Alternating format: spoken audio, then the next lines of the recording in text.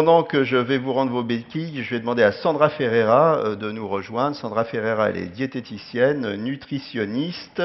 Elle travaille en libéral et intervient également dans plusieurs structures, instituts de formation, des crèches, des établissements scolaires pour les cours de diététique et de cuisine.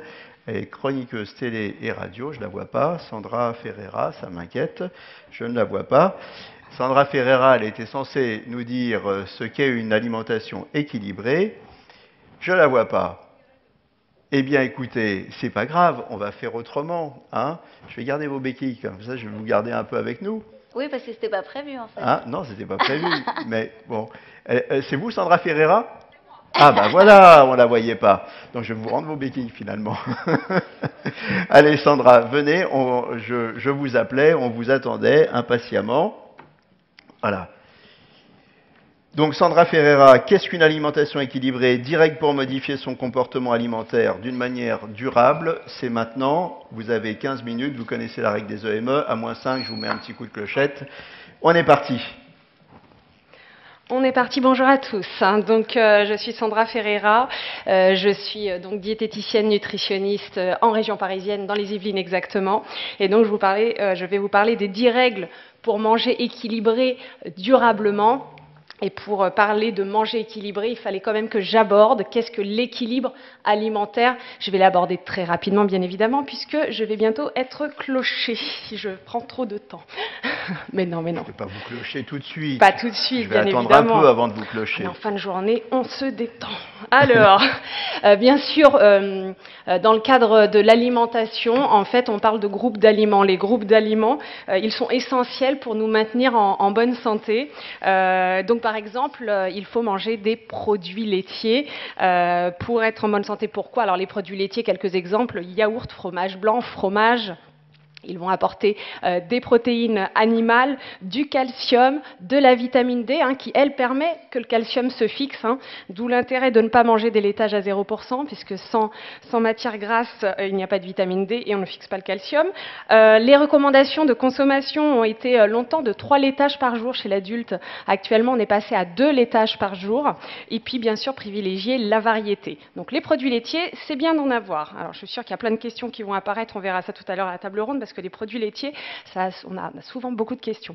Les produits céréaliers, par exemple le pain, les pâtes, le riz, la semoule, les pommes de terre, les légumes secs, on ne les oublie pas ceux-là non plus, ils vont apporter ce qu'on appelle, attention, des glucides complexes. Alors j'ai dit attention, parce qu'on ne dit plus vraiment complexe maintenant, mais j'ai voulu simplifier auprès de vous. On parle beaucoup d'index glycémique, on pourra en reparler. Mais on va dire globalement, pour simplifier les choses, on va parler de glucides complexes. Des fibres aussi et des vitamines du groupe B qui sont essentielles pour le système nerveux.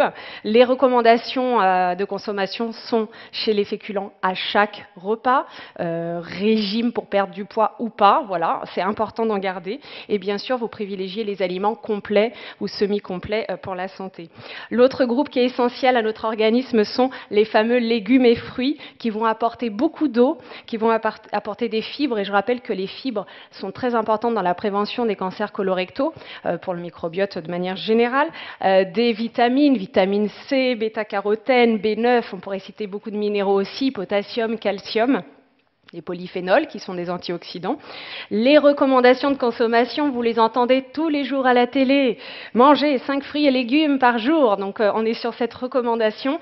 Je tiens à préciser que ces 5 fruits et légumes par jour, ce sont des portions de 100 grammes, ce qui veut dire 500 grammes par jour, tout confondu, sachant qu'une assiette d'haricots verts fait déjà 200 à 250 grammes. Vous êtes tout à fait capable d'y arriver. À chaque repas, bien sûr, et en guise de collation, pourquoi pas un petit fruit. Et varier les formes de consommation. N'oublions pas que si vous n'aimez pas les fruits crus, ils existent sous forme cuite, nature, vous pouvez les intégrer dans les préparations. Les matières grasses apportent des lipides, des acides gras essentiels, c'est-à-dire que le corps ne sait pas les fabriquer, les fameux oméga 3 dont vous entendez souvent parler, qui sont des protecteurs cardiovasculaires, des vitamines E, de la vitamine D. La recommandation, même si les matières grasses sont indispensables à la vie, c'est quand même de limiter la consommation et de privilégier tout ce qui est végétal, comme les huiles d'olive ou de colza. D'ailleurs, pour savoir quelle huile est riche en oméga 3, j'ai une petite technique. Si vous entendez que ça termine par le son A, oméga 3, huile de noix, huile de colza, huile de soja, vous savez qu'il y a des oméga 3. C'est rien d'officiel, c'est une petite technique entre vous et moi. Vous favorisez la variété, vous limitez les graisses d'origine animale. J'ai pas dit qu'on supprimait, on garde le beurre, la crème, mais on limite. Viande, poisson, œuf est un autre groupe d'aliments indispensables à la vie. Alors bien évidemment, on pourrait aborder la question du végétalisme et du végétarisme. Il existe des substituts protéiques végétales, mais on ne va pas parler de ce cas particulier. Ça apporte des protéines animales, du fer héminique, un joli mot pour dire que c'est du fer qui est mieux absorbé que le fer végétal, des vitamines du groupe B, toujours pour le système nerveux. Les recommandations de consommation sont exactement par l'ANSES 70 grammes par jour hors volaille et 25 grammes de charcuterie par jour maximum. En gros, retenez 500 grammes par semaine de viande rouge, c'est-à-dire pas plus de 3 à 4 steaks par semaine. Une fois par jour, c'est suffisant. Il y a certains cas où on peut être à 2, mais on va dire une fois par jour. Vous privilégiez bien sûr les morceaux de viande les moins gras en majorité, ce qui ne veut pas dire que ce qui est gras n'est pas bon pour la santé. Enfin, en tout cas, vous pouvez en consommer, mais pas en excès. Et bien sûr, vous n'oubliez pas les poissons 2 fois par semaine, dont un poisson gras. Il y a une manière de les reconnaître, les poissons gras. Ils ont la peau grise luisante. Voilà. Et puis sinon, vous demandez à votre poissonnier, il saura vous conseiller. Les boissons, qui est un groupe d'aliments essentiels à la vie, ça apporte de l'eau et des minéraux. Alors, l'eau, c'est la seule boisson indispensable. On pourrait parler longtemps des 1,5 litre d'eau essentiels par jour, par personne. En fait, ce n'est juste qu'un repère. Ça va dépendre des personnes. Il y a des manières de savoir quelle quantité il vous faut. Il faut pas très glamour, mais regardez la couleur de vos urines. Il ne faut pas qu'elles soient trop foncées. Vous limitez les boissons sucrées et les boissons alcoolisées. Parlons-en. Effectivement, les recommandations sont de pas plus de 2 verres de vin de 10 centilitres pour la femme et 3 pour l'homme, sans jamais dépasser 10 verres maximum par semaine et 10 pour la femme et 15 pour l'homme. Enfin, le dernier groupe qui n'est pas un groupe indispensable à la vie. Donc celui-ci, s'il n'existe pas, il ne nous embête pas, sauf pathologie particulière. Les produits sucrés qui apportent des glucides simples, c'est un raccourci encore une fois. Vous limitez la consommation. La consommation était de 50 grammes par jour et elle est passée avec l'OMS, l'Organisation mondiale de la santé, à 25 grammes par jour, ce qui équivaut à peu près à 5 cuillères à café. Donc il faut faire attention. Attention aux aliments à la fois gras et sucrés, comme les pâtisseries, les crèmes dessert. Encore une fois, c'est un groupe qui n'est pas indispensable pour notre équilibre, mais il est indispensable pour notre morale et au plaisir de la vie. Donc à mon sens, il ne faut pas le supprimer, sauf si vous n'aimez pas, bien évidemment.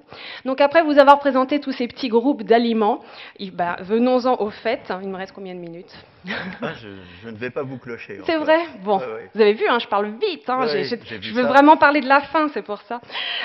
Donc les fameuses 10 règles pour modifier son comportement alimentaire d'une manière durable. Maintenant que vous savez qu'il faut tous ces groupes d'aliments pour être en bonne santé, il y a 10 règles vraiment essentielles à mon sens dans ma pratique de diététicienne. Oui, je ne vous ai pas dit que ça fait 17 ans que je faisais ce métier. Quand je vous ai présenté, j'ai dit que vous étiez diététicienne, mais j'ai eu la délicatesse de ne pas mentionner que ça faisait 17 ans. Oui, mais ça ne se voit pas. La diététique, l'alimentation, entretien. Voilà. Merci à vous. Donc, la première règle, on arrête de manger quand on n'a plus faim. Alors je sais que ça paraît extrêmement simple et à la fois compliqué. Qu'est-ce que c'est que d'avoir faim, de ne pas avoir faim? Qu'est-ce que la satiété? C'est très complexe. Hein. En un quart d'heure, c'est toujours compliqué d'aborder cette notion. Mais en tout cas, on essaye de s'écouter et on arrête de manger quand on n'a pas faim. Ce n'est pas grave, même si on a très peu mangé. On remangera quand on a faim. Ce qui me permet d'aller justement directement sur le deuxième point qui est on s'alimente 4 fois par jour au moins. Je suis pour le fractionnement alimentaire, c'est-à-dire que si ce midi vous n'aviez pas très faim et que vous n'avez mangé qu'une tranche de jambon avec une tranche de pain, parce que vous n'avez mangé que ça, il est évident qu'il se peut que vous ayez faim à 15 heures, et bien vous faites ce qu'on appelle du fractionnement. Vous mangez ce que vous auriez dû manger en plus au déjeuner, peut-être un petit yaourt, une petite compote. C'est tout à fait naturel, vous vous êtes écouté. Ce qui est grignotage, c'est tout ce qui est plus industriel, en grosse quantité, en dehors des repas et sans sensation de faim. Donc n'hésitez pas. On équilibre son assiette, maintenant que vous savez de ce qu'il faut avoir dans son assiette. Essayez d'avoir globalement dans votre assiette, visuellement, 1 tiers de féculents, 1 tiers de protéines et 1 tiers de légumes. Globalement, c'est comme ça. Bien évidemment, certaines personnes vont préférer la moitié de l'assiette en légumes, un quart de féculents, un quart de protéines. Quand je dis protéines, animales ou végétales. Mais si on est sur un tiers de chaque, vous avez une assiette équilibrée qui vous permettra d'être en bonne santé et surtout d'être calé. Le but n'étant pas d'avoir faim. Point numéro 4, quatrième règle selon moi, on mange varié et avec plus de fibres. Il faut manger bon, mais il faut manger beau et avec plus de fibres parce qu'on manque cruellement de fibres dans notre alimentation, sauf cas particulier de personnes qui adorent les fruits et les légumes. Donc n'hésitez pas quand vous voyez des pâtes à les prendre plutôt semi-complètes ou complètes. Alors, petit aparté sur le semi-complet, préférez le bio quand même parce que c'est dans la pellicule justement du blé qu'on va retrouver des pesticides, hein, donc c'est toujours mieux de les prendre bio. Cinquième règle, on apporte un aliment de chaque groupe. Chaque jour, tous les groupes dont je viens de vous parler, il faut qu'il y en ait tous les jours, tout simplement. Pas forcément à chaque repas. Si vous faites à chaque repas, vous mangez hyper équilibré, mais au moins chaque jour, c'est important. Règle numéro 6, on cuisine maison. Alors ça, c'est plus compliqué. Hein. Il y a quelques années, on prenait le temps de cuisiner. Maintenant, ou on ne prend pas le temps, ou en tout cas, Sonnez-moi. J'attendais le bon moment. C'est le bon moment? C'est le bon. Allez. C'est bon, mais je suis dans le timing. Donc en cuisine, on prend moins le temps de cuisiner, effectivement. Cuisiner sainement, ça ne prend pas forcément du temps. On peut très facilement faire une soupe. Je vous donne voilà, un petit exemple. Typiquement, les patients au cabinet me disent « Mais non, mais la soupe, éplucher les légumes, faire cuire, mixer, qu'est-ce que c'est long ?» Eh bien, vous prenez des légumes surgelés non cuisinés, vous les mettez à cuire pendant ce temps-là, vous prenez un bon bain, vous revenez, tout est cuit, vous mixez, vous faites des petites bouteilles d'eau à la limite que vous congelez pour toute la semaine, vous avez votre soupe maison et vous savez ce que vous y avez mis, pas cher, délicieux. Voilà. Il est possible, mais ça demande de l'organisation, effectivement.